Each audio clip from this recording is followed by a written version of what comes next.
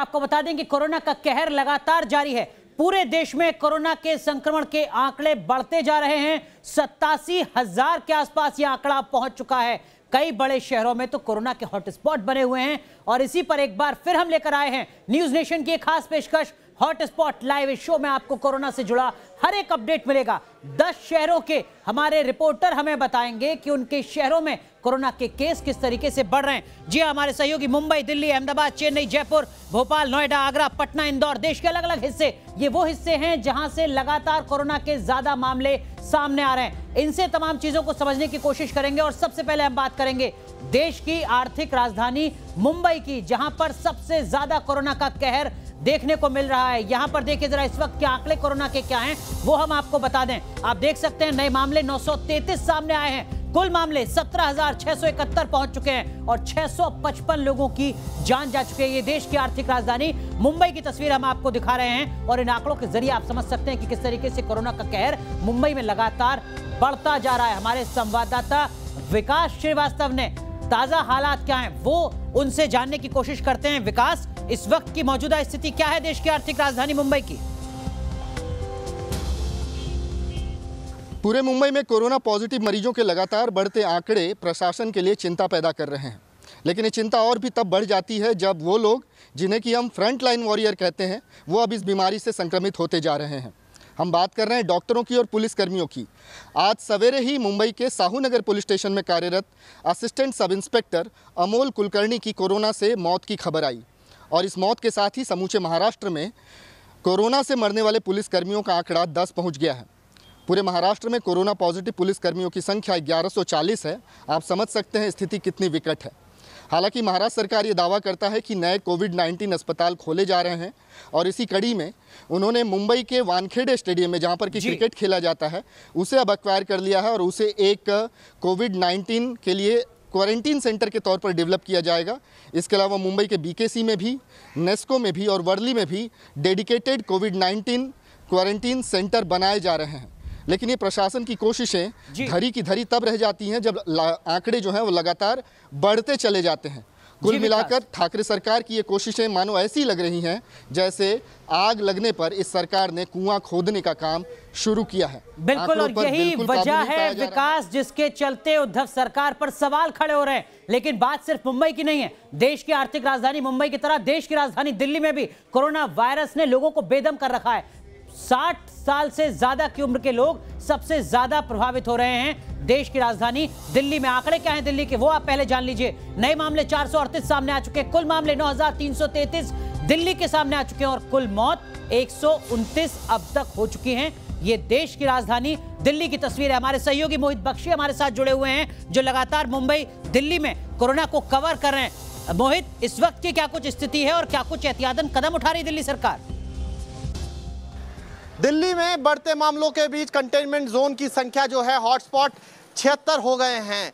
इस बीच हम आपको बता दें कि दिल्ली से पलायन जो है मजदूरों का वो लगातार जारी है और हजारों की संख्या में रोजाना दिल्ली से मजदूर जो हैं वो अलग अलग जगहों पर जा रहे हैं। उस पर रोक पाने में दिल्ली सरकार कहीं ना कहीं नाकामयाब होती हुई दिख रही है क्योंकि इन मजदूरों में बेसब्री दिख रही है अपने घर पहुंचने की। अभी जो है सरकार वो इस मोड में नजर आ रही है कि ज़्यादा से ज़्यादा टेस्ट कराए जाएं और ये टेस्ट उन कंटेनमेंट जोन्स में कराए जा रहे हैं जहाँ पर अभी तक हॉटस्पॉट जिन्हें बनाया गया है, जिन्हें घोषित किया गया है। और जो मामले रोजाना बढ़ रहे हैं वो एक परेशानी सरकार के लिए खड़ी कर रहे हैं तो आम लोगों के लिए भी खड़ी कर रहे हैं क्योंकि अगर कंटेनमेंट जोन बढ़ते हैं तो फिर उन सारे कंटेनमेंट जोन में रियायत नहीं दी जाएगी। और दिल्ली में अभी ये कवायद चल रही है जो सुझाव दिल्ली से भेजे गए हैं केंद्र को ताकि उनको लॉकडाउन 4.0 में कुछ छूट मिल सके। और इसी की कोशिशों के बीच इस तरीके से जो ज़्यादा नंबर बढ़ना है मरीजों का वो कहीं ना कहीं परेशानी का सबब बन रहा है। बिल्कुल मोहित बख्शी, ये अपने आप में बड़ी चुनौती है दिल्ली सरकार के सामने भी। लेकिन अब बात करेंगे गुजरात की। गुजरात का एक शहर अहमदाबाद लगातार मुश्किलें बढ़ा रहा है पूरे गुजरात की। आंकड़े क्या हैं गुजरात के वो भी हम आपको दिखाते हैं जिसके जरिए आप समझ सकते हैं कि स्थिति कितनी बिगड़ती जा रही है, भयावह होती जा रही है। जी हाँ, ये अहमदाबाद के आंकड़े जरा देख लीजिए। अगर आप गुजरात में रहते हैं तो आप अहमदाबाद के आंकड़ों के जरिए समझ सकते हैं कि किस तरीके से कोरोना मुश्किलें गुजरात में भी बढ़ा रहा है। नए मामले 261 सामने आ चुके हैं, 7,171 कुल मामले। अकेले अहमदाबाद के हैं। कुल मौत 479 सामने आ चुकी हैं। और अब क्या कर रही है राज्य सरकार इन आंकड़ों को कम करने के लिए, समझने की कोशिश करते हैं। हमारे सहयोगी पूरब पटेल हमारे साथ अहमदाबाद से जुड़ रहे हैं। पूरब, क्या कुछ तैयारियां? गुजरात में कोरोना का आंकड़ा 10,000 से करीब पहुंच चुका है और मरने वालों की संख्या 607 हो चुकी है। लेकिन अहमदाबाद के जो आंकड़े हैं वो सरकार के लिए काफ़ी चिंताजनक आंकड़े हैं, क्योंकि अहमदाबाद की बात की जाए तो अहमदाबाद में कोरोना के मरीज़ 7,171 है और मरने वालों की संख्या 479 है। पिछले 24 घंटों की बात की जाए तो अहमदाबाद में 261 मामले सामने आए हैं और 14 लोगों की मौत हुई है। सरकार के लिए भी परेशानी की वजह अहमदाबाद बना हुआ है, क्योंकि लगातार अहमदाबाद में जो है वो कोरोना के आंकड़े रुक नहीं रहे हैं और सरकार की चिंता भी है वो धीरे धीरे बढ़ रही है। सरकार के लिए फ़िलहाल 2 चुनौती है अहमदाबाद के लिए। एक तो कोरोना के आंकड़ों को काबू में लाना है और दूसरी लोगों का जो जीवन है वो सामान्य करना है। बिल्कुल, तो पूरब पटेल बता रहे हैं कि किस तरीके की चुनौतियां राज्य सरकार के सामने हैं, खासकर अहमदाबाद के संदर्भ में। लेकिन इन सब के बीच दक्षिण के राज्यों में भी कोरोना का कहर लगातार देखने को मिल रहा है, चाहे आंध्र प्रदेश हो या फिर तमिलनाडु। कोरोना ने सबको अपनी चपेट में ले रखा है। अकेले चेन्नई का आंकड़ा 6,000 के करीब पहुंच चुका है। चेन्नई के संवाददाता श्री प्रपंच से तमाम स्थितियों को भी समझेंगे, लेकिन उससे पहले जरा आपको चेन्नई के आंकड़े बता देते हैं। आप देख सकते हैं तमिलनाडु के शहर चेन्नई में किस तरीके की स्थितियां कोरोना की हैं। 309 मामले कोरोना के अकेले चेन्नई शहर में सामने आए हैं। कुल मामले बढ़कर 5,946 हो चुके हैं। जी हां, 6,000 के आंकड़े पर चेन्नई पहुंचने जा रहा है। 48 लोगों की जान जा चुकी है अकेले चेन्नई शहर में। तो ये कुल मिलाकर कोरोना की स्थिति है। लेकिन इससे निपटने के लिए कदम क्या उठाए जा रहे हैं, क्या कुछ तैयारियां की जा रही हैं, या इसी तरीके से आंकड़ा बढ़ता रहेगा? श्री प्रपंच हमारे सहयोगी हमारे साथ जुड़े हुए हैं। श्री प्रपंच, क्या ऐसे ही तस्वीर रहने जा रही है? तमिलनाडु के सबसे बड़े कोविड हॉटस्पॉट चेन्नई में है। तमिलनाडु के आधे से ज़्यादा केसेस चेन्नई में पाए जाते हैं, मगर पिछले 10 दिन में बढ़ोतरी देखी जा रही थी। कल पिछले 24 घंटे में कोविड केसेस की संख्या यहाँ पे घट चुकी है। ये एक राहत देने वाली बात है। जितने रिपैट्रिएट्स बाहरी देशों से आ रहे हैं और जितने लोग बाहरी राज्यों से आ रहे हैं उन सबको यहाँ पे कंपलसरी क्वारंटाइन में रखा गया है। तमिलनाडु की अगर चेन्नई की बात की जाए तो यहाँ पे लगभग 690 कंटेनमेंट जोन है। सभी कंटेनमेंट जोन में आवाजाही मना है। सभी प्रकार के रेस्ट्रिक्शंस यहाँ पे जारी है। पुलिसकर्मी यहाँ पे तैनात है। अगर साथ ही साथ अगर देखा जाए तो तमिलनाडु सरकार ने इनफैक्ट राहतें दी गई है। ऑरेंज और ग्रीन जोन के लिए राहतें दी गई है। और इनफैक्ट आज से अगर देखा जाए तो यहाँ पे शराब के ठेके भी खोल दिए गए हैं। और साथ ही साथ हम कह सकते हैं कि फैक्ट्रीज में इनफैक्ट 50% ऑफ वर्कर्स आने की अनुमति है। तो देख सकते हैं कि यहाँ पे कई सारे मेजर्स यहाँ पे तमिलनाडु सरकार कर रही है और साथ ही साथ कंटेनमेंट के लिए पूरी कोशिश कर रही है और नंबर्स घटाने की कोशिश यहाँ पे जारी है। बिल्कुल, तो श्री प्रपंच बता रहे हैं चेन्नई का हाल। लेकिन अब बात करेंगे राजस्थान के जयपुर शहर की, जो कोरोना का एपिक सेंटर बनता जा रहा है। जयपुर जेल में भी आज 116 कैदियों के संक्रमित होने की वजह से कोरोना का विस्फोट हो गया। इससे पहले भी जिला जेल के अधीक्षक और 10 बंदी कोरोना पॉजिटिव पाए गए थे। हम बात कर रहे हैं राजस्थान की।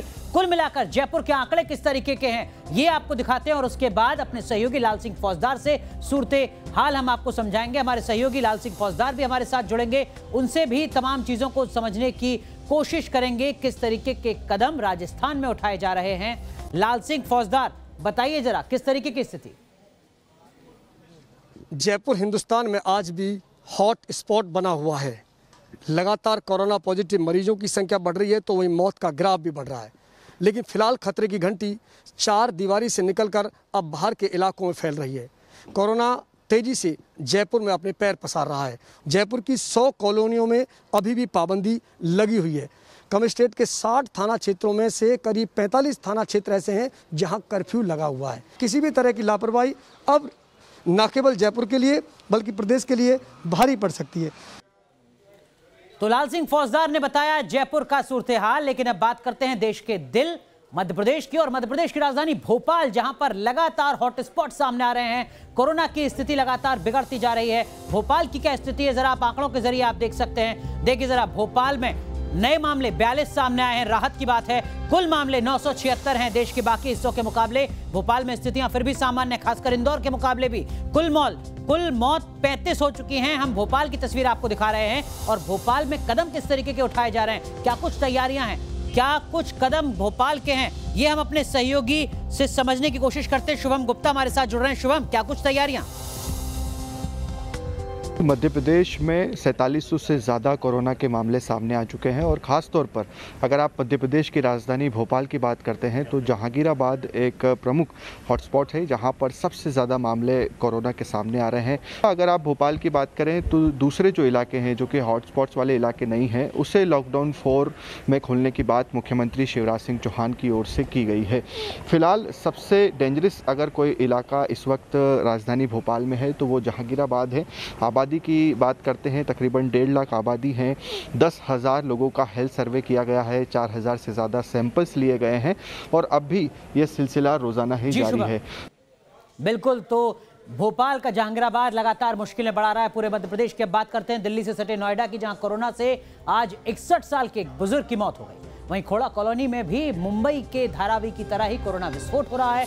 खोड़ा की 40 गलियां सील की जा चुकी हैं। हमारे सहयोगी मनीष चौरसिया हमारे साथ जुड़ेंगे, उनसे भी हम तमाम चीजों को समझने की कोशिश करेंगे। लेकिन उससे पहले जरा नोएडा के आंकड़े आप एक बार देख लीजिए। नोएडा के आंकड़े भी परेशान कर रहे हैं लगातार जिला प्रशासन को, राज्य सरकार को। एक नया मामला सामने आया है, आज राहत की बात है नोएडा से। कुल मामले 243 अब तक सामने आ चुके हैं। ये सिर्फ नोएडा के आंकड़े हैं। कुल मौत 5 हो चुकी हैं। यहां पर खोड़ा के आंकड़े नहीं है क्योंकि खोड़ा गाजियाबाद का हिस्सा है, नोएडा का हिस्सा नहीं है, लेकिन उसकी सीमा नोएडा से मिलती है। यह भी समझना जरूरी है क्योंकि खोड़ा लगातार मुश्किलें बढ़ा रहा है। मनीष चौरसिया हमारे सहयोगी हमारे साथ जुड़ रहे हैं। मनीष, क्या कुछ तैयारियां नोएडा जिला प्रशासन की तरफ से? नोएडा में भी लगातार कोरोना मरीजों की संख्या बढ़ती जा रही है। टोटल हम संख्या की बात करें तो अब तक 242 लोग पॉजिटिव पाए गए हैं और इन बढ़ती हुई संख्या के साथ ही नोएडा में हॉट स्पॉट यानी कि कंटेनमेंट जोन की संख्या भी लगातार बढ़ती जा रही है। हालांकि कंटेनमेंट जोन को पूरे नोएडा में 2 कैटेगरीज में बांटा गया है, कैटेगरी 1, कैटेगरी 2। कैटेगरी 1 वो जगह है जहां पर अब तक 1 मरीज़ मिला है और कैटेगरी 2 वो जगह मानी गई है जहां पर 1 से ज़्यादा मरीज़ मिले हैं। सभी कंटेनमेंट जोन के बाहर इस तरह से आप देखिए कि बल्ली लगा दी जाती है, उसे पूरी तरह से सील कर दिया जाता है, पुलिस की बैरिकेडिंग होती है। फ्रूट्स, सब्जी, दूध और बाकी जो भी ज़रूरी सामान है वो सब यहाँ देने के लिए अथॉरिटी की गाड़ियाँ पहुँचती हैं।